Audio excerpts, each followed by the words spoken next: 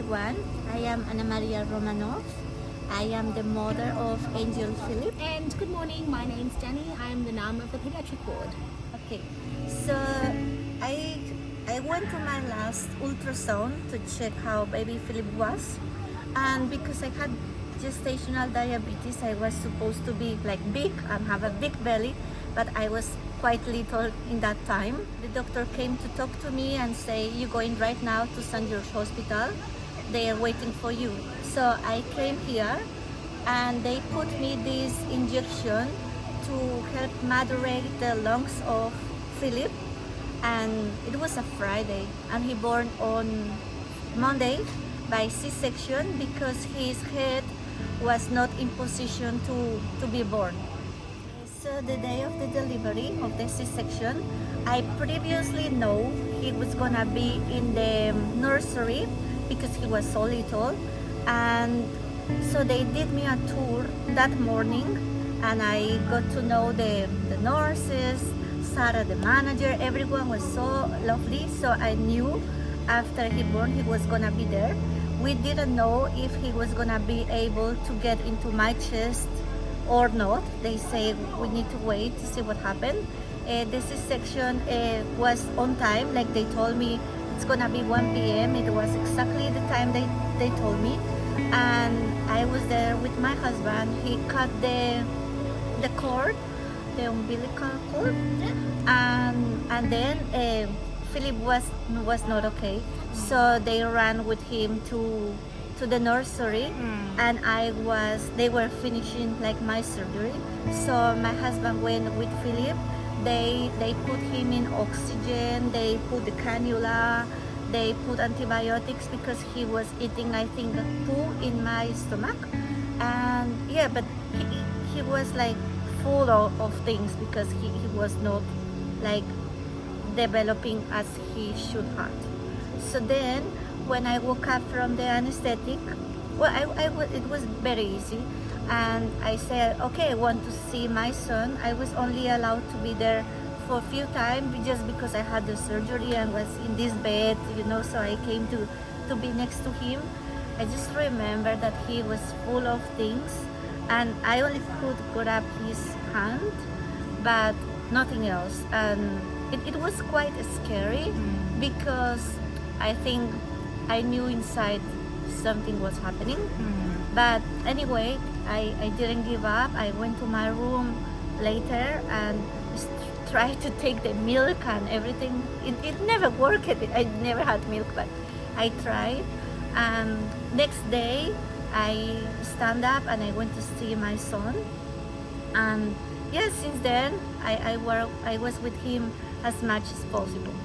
During your time as an inpatient on the postnatal maternity ward, how would you describe the care you received from the midwives and the doctors who looked after you? It was amazing.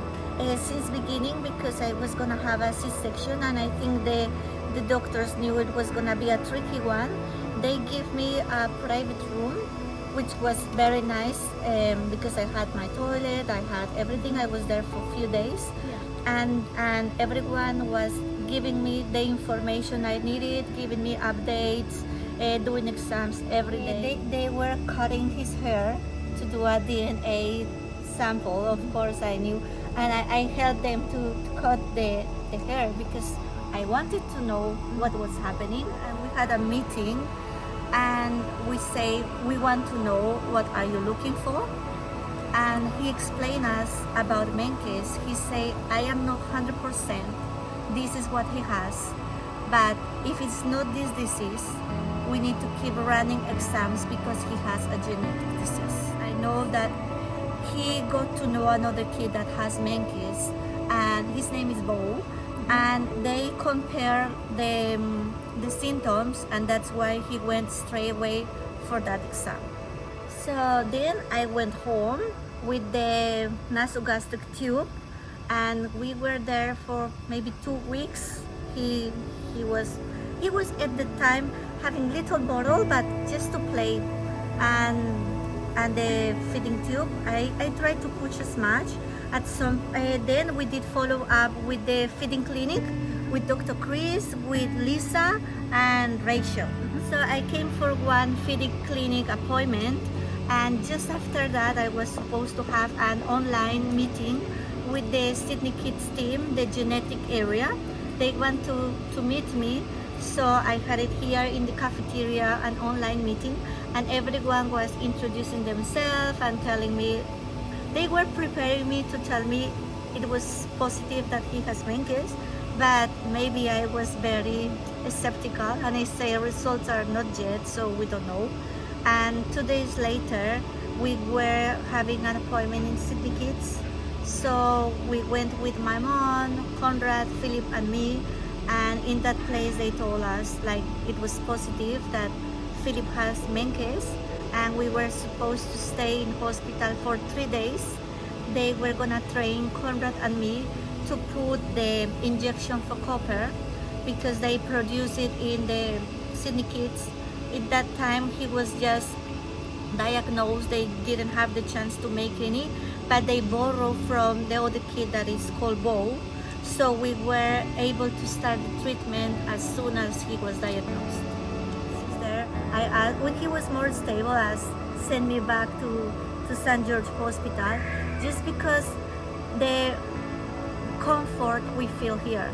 We felt like a lot of love, and seeing everyone was worried about our kid, everyone doing our best, all the support. Meals for me, they always provide me a very nice, because we were treated with dignity, you know, like, because behind a sick kid, it's a family. So they understand here very well that concept, and they give anything we could have, more than everything we needed. And we felt like Philip and I and all my family felt that, so always we were looking come back to here, to St. George. And they become like more than a family. They become like a sister, a friend, or anything. Everyone knew my life. I knew the life of everyone. You do. So, You do. so it was very, Days very of our lives. What special. next? Yes. Yeah. So and I think Philip also felt that love, and it just helped us to take the decision that what was best, not for me as a mom or for Conrad as a dad, but for Philip as a life, and how to give like dignity to a child that was having this disease. Okay, so Philip had a goal. He had multiple admissions. He was in hospital, but we had a goal. Anna, what was Philip's goal? To attend Bo's first birthday Yes. party. Bo is Philip's best friend. Bo's been Philip's best friend since Philip's been born. And our aim was to get Philip to Bo's first birthday party, which everyone was very excited to help and assist. We put him on prophylactic amoxicillin to make sure he didn't get sick, and you were discharged.